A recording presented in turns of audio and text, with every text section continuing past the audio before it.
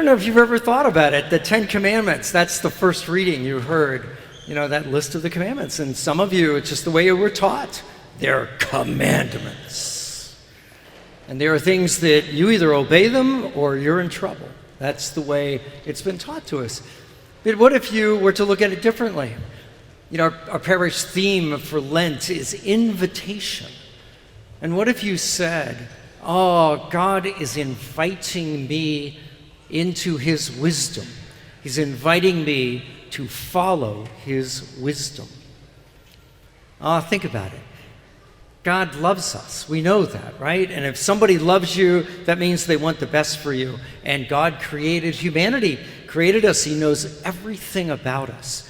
And so if God knows everything about you and me and human nature, and then God says, I want the best for these people, do you not think that all the wisdom, all the commandments, all those things would be for our benefit? Now, I would assume the married couples here, you can do this with the thou shalt not commit adultery commandment.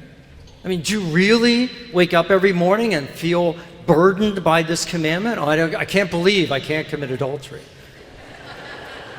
No, you do it because you appreciate the fact that it is perfect. It makes a ton of sense. And you didn't even need the commandment. If there were 9 commandments, you'd still obey the one that's not there. It makes sense, but of course, sadly, we're not as good about some of the others. It says, keep God first in your life. No other gods before me, but we put all sorts of stuff before God, sports and our hobbies and all sorts of other things sometimes. God says that, you really shouldn't lie. That's just not going to work out ever, and we don't believe that, and so we lie a little bit. One of the things that I've been especially sensitive to over the last, maybe 8-10 years is the fact that, we as Christians, the Christian community, Catholics and Protestants, we want to get involved in the public square. And that makes sense. We have something to say. But sadly, we're not always willing to accept God's wisdom as we do it. And so we do it in the way in which we think it should get done. And most of the time, we botch it up pretty badly, which is one of the reasons why there is so much contention in our political system. We won't follow God's wisdom in those regards. But I'd like to offer you a positive example of this, a place where following God's wisdom has made a difference in my life, just over the last couple months. So just a week ago, after a couple months of testing and all that sort of stuff, the doctors confirmed the diagnosis for me. I have prostate cancer. It's sort of serious, but at least it is localized in the prostate. And so they've scheduled me for surgery a week from this Tuesday. Now, as this all started back in November when I did my normal annual physical and I failed the blood test, the issue was, well, where is God in this? What do you do? What is God's wisdom? Jesus in the Sermon on the Mount makes it really clear. Do not worry. Don't. Be concerned about the things you have some control over, but when it comes to things you have no control over, don't worry. In fact, he even makes a bit of a joke out of it. He says, really? How many of you have ever extended your life by even a minute by worrying? All those times, parents, you've been worrying about your kids. Did it actually change anything? And so I took that wisdom to heart. And so after I failed the first blood test and they said, well, we'll wait a month and give you another one just to make sure it wasn't just something odd, I didn't spend the month like, oh my, what's going on? And just let it go. And so when that second test came back worse than the first one, and then they said, well, we should take a picture.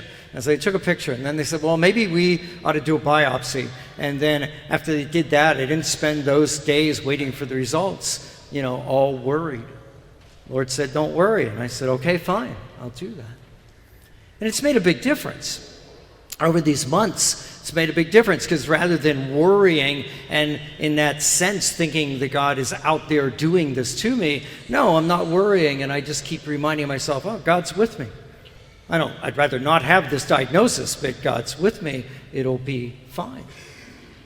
The other piece of wisdom that's been on my mind that relates to this is St. Paul, who tells us, give thanks in everything.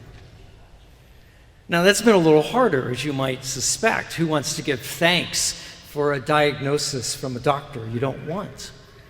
But as I have been thinking about it, St. Paul's right. The Lord is right. You give thanks. Because look at all the things I have to be thankful for. I'm in a habit of doing a yearly physical. And so because of that yearly physical, the thing was found early. And I'm grateful, I can be grateful for a whole lot of terrific doctors and people, even the technicians who've been poking and prodding me and all that kind of stuff. They're terrific people and they're doing the best for me. I can be grateful for that. When I told the staff this past week that everything had sort of been finalized, if you will, and I explained to them the situation, they were so wonderfully supportive, and I could give thanks for that. I give you thanks for the last couple of masses here when I've been telling the story. So many people have been gracious to talk to me, and so many people have promised me their prayers. I can be grateful for that. But the point is, I'm not perfect at this. I don't take God's wisdom and everything perfectly well. None of us do. But I just want to encourage you. God's right about all of it. Every last bit about it. He is right about politics, how we should handle that. He is right about our personal lives. He is right about human sexuality. He's right about all of it. And we have a choice. God's just inviting us. He's just sort of whispering in our ears, like, hey, you should do this. Wow, it would make a difference in your life. Why don't you just do this? And sadly, sometimes we're just stubborn and we won't. But I'm just offering you my example to tell you in this regard, I think I got it right pretty well, not perfectly, but pretty well. And I just encourage you, whatever the issue is in your life, whatever God is inviting you into, accept that invitation. Because think of it, why would you want to do anything else? It will work out so wonderfully well. And most importantly of all, it will draw you to the Lord. The last thing I need to make sure that you are clear about, sometimes I tell a story like this and people will say, oh, that's just you. You just have that kind of personality, that character. That is not true. That is not true. The reason I have been able to give thanks in a lousy situation, the reason I've been able to not worry is not because of me. It is because of God's Spirit. That is the other part of this idea of thinking that God is with you on the journey. It is not us that gets ourselves through rough times. It is the Lord that gets us through rough times. He is the one that helps us. It is God's Spirit that every time part of me wants to, okay, what's surgery going to be like? It's God's Spirit that's saying to me, quit, it's fine. And it will be. And so I encourage you, accept the Lord's invitation. Accept the Lord's Spirit that helps you. Accept the Lord's invitation. Draw closer to Him. It makes the good better, and it makes the lousy, even that, quite wonderful.